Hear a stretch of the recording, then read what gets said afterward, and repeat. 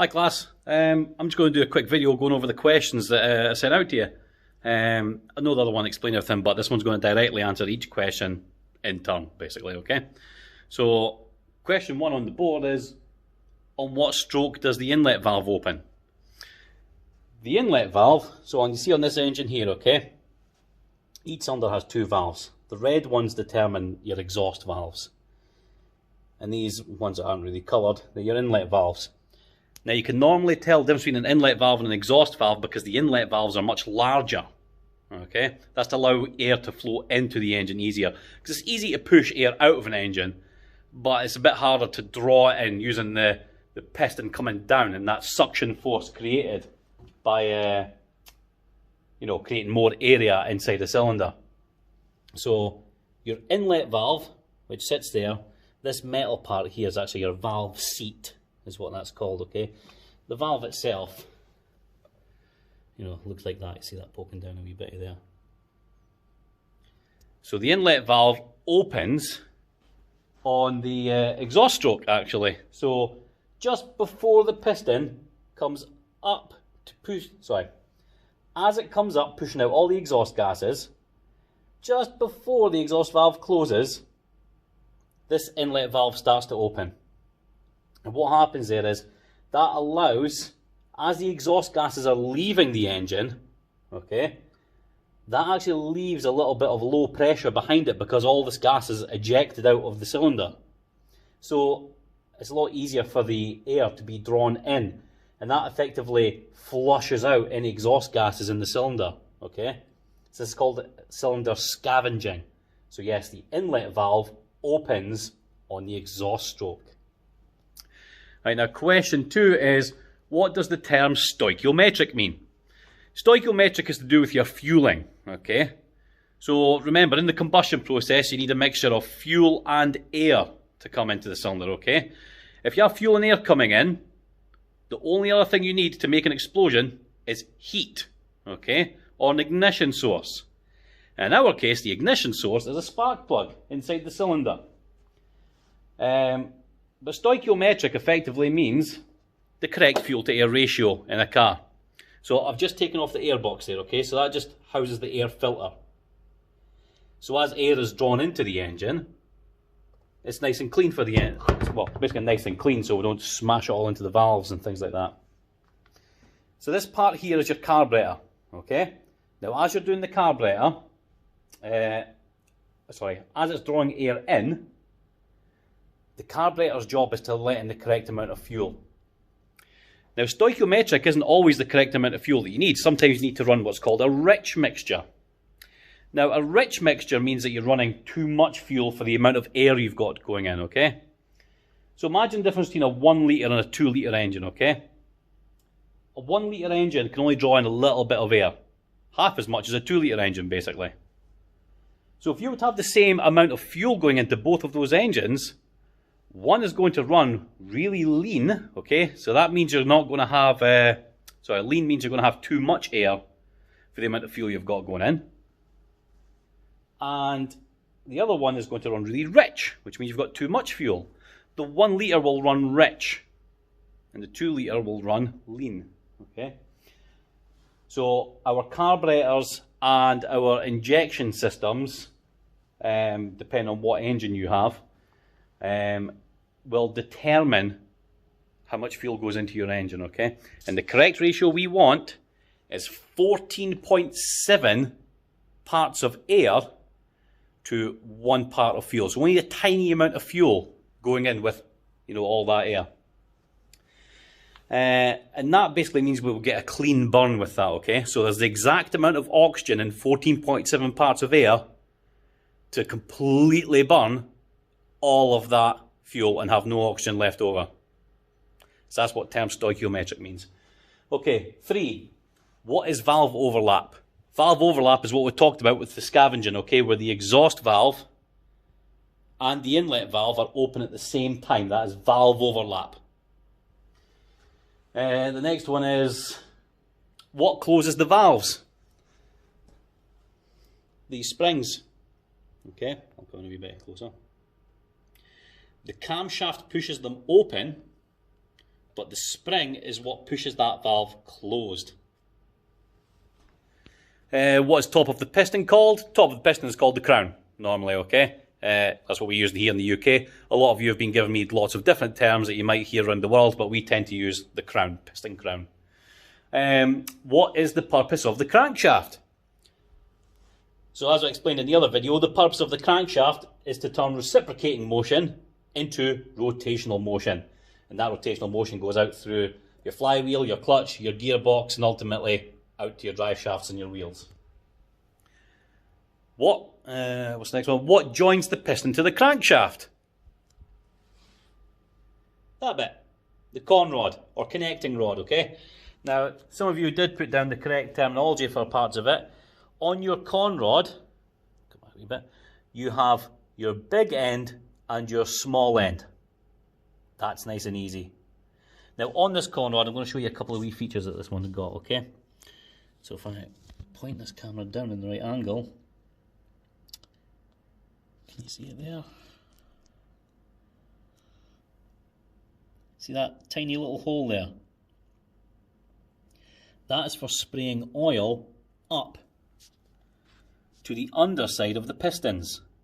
This helps cool the piston down, because you imagine inside this combustion chamber here, you've got explosions happening, and those explosions can reach 2000 degrees Celsius. So this piston gets a bit hot. We use the oil to cool all of this, okay? In these chambers here, okay, we've normally got coolant running all the way through all these different parts of the engine, okay? This is your water pump here, driven by the belt. So your water pump just pumps water through all of these different chambers in the engine, try and cool everything down. But we also use oil, and that's a nifty little feature on this that sprays oil up to the underside of the piston to try and help cool that down. Okay, next one we have, what is the engine block? Well, yeah, that's a nice easy one. The engine block is this blue part here.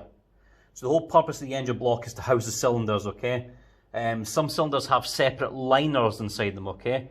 So because the block, well, this answers question 9, because the block is normally made of cast iron, okay? Now, cast means that you pour metal into a mold. So you melt the metal, you get really hot, you pour it into a mold, which is the shape you want it to be in, the rough shape, and then it comes out, and that's why it has that sort of, that rough texture, because it is just straight from a mold. But on surfaces that need to be flat, things like your mating surfaces here, your top part of your head, sorry, the top part of your block, which is called the deck, there, okay? And then you have the bottom part here, which is your mating surface for the sump. These all need to be machined, okay? So they are machined perfectly flat, so you can get a good sealing surface with them. But yeah, so the block is made of cast iron. It houses all these different channels. Let's see if I can move this around a bit. See all these different channels for water to be pumped through, okay? Keeping the whole thing cool. It's also got oil galleries inside it. Now, oil galleries are basically, you'll see down here, this is your oil pickup, which goes up here and into your oil pump, which sits in here. Now, your oil pump then passes it up through a channel into here, and this is where your oil filter sits. And that passes oil into the block, okay? So in the block, like this one, this hole here is an oil gallery. And that passes oil all the way along, okay? And you can see in here, there's more galleries, okay? These, what happens, this has obviously been sectioned here. And from this gallery, okay, going down into there, we feed oil to these bearings, okay? These bearings are shells, essentially. So as the crankshaft rotates, it's being fed oil and lubricated, okay? So this oil keeps it cool, it lubricates the two surfaces so they're not scraping metal on metal and wearing everything away. And that oil's fed all throughout the engine, okay? It's fed into here, it's fed into these parts here, sprayed up under here. This part here, inside this cylinder head, oh, you can't quite see it, there's a, where this has been cut off, there's actually an oil gallery which comes up and into this part here, along this pipe and along here. And in the bottom, no, you can't see them here, but there are holes in here, and that's called your oil spray bar. Okay? And that sprays oil onto the camshaft, so it lubricates all these surfaces here. So yeah, your block houses coolant pathways, oil galleries. It has to be really, really strong to obviously cope with the pressures created inside there. The crankshaft's constantly wanting to rip itself out of the engine, so, you know, it has to be very strong, and that's why we make it out of cast iron. Number 10, what is the cylinder head normally made of? The cylinder head is normally made of aluminium. Sorry, click that off there. The cylinder head is normally made of aluminium. Okay, just like Coke cans and things like that. It's usually an aluminum alloy, as the Americans like to say. But once again, it is very similar in construction to the block in the fact that it's usually cast. So once again, hot aluminium alloy is poured into a mould, and then it's, once again, machined surfaces, so it's perfect for housing things like so. Up here, you'll see where the camshaft sits on the cylinder head. That has to be perfectly machined and perfectly in line for that camshaft, going right the way through. The tolerances, that's what we call the gaps in things in the engine. So, if I have a look here, okay, this camshaft isn't clamped down tight. If it was clamped down tight, it wouldn't turn. So it's obviously a very, very tiny gap all the way around here for that camshaft to spin in. That is known as your tolerance, how much movement you would have in there. And you know, it's in thousandths of an inch, you know, it's in tiny, tiny amounts. But yeah, that's very important to the cylinder head. Now in the cylinder head, you've also got obviously your exhaust ports, so your exhaust comes out, and this is actually meant to be your exhaust manifold, so all the gases from all the cylinders would come out and go down into your exhaust system. And round this other side here, this is your air inlet. So the air comes into the carburetor here, and it then is separated into each cylinder, going through all of these parts here. You see there's that manifold's actually cut open slightly. So you see, this is where the air goes into the cylinder through that green port. And this one here is actually coolant. Coolant comes onto the manifold, okay, and flows around it to keep the manifold warm. The reason that we want the manifold to be warm, now a lot of you have been told that cold air is better for an engine, you know, you get more performance from cold air. And that is true, but if you have a very cold inlet manifold and you're drawing in this air, the air can actually condense, you know, condensation. It can condense on the walls of the manifold. And what happens, that creates water droplets, and water droplets are not good in an engine, okay? One of the basic principles of physics that you'll sort of learn throughout this are you can compress a gas, but you cannot compress a liquid.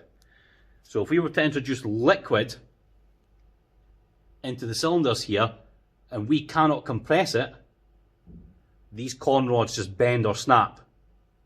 So if you can imagine that engine spinning at 3,000 revolutions per minute, and we introduce water in there and it can't compress that water, something has to give, and it's usually the con rod. Sometimes the crankshaft snaps. Seen that before?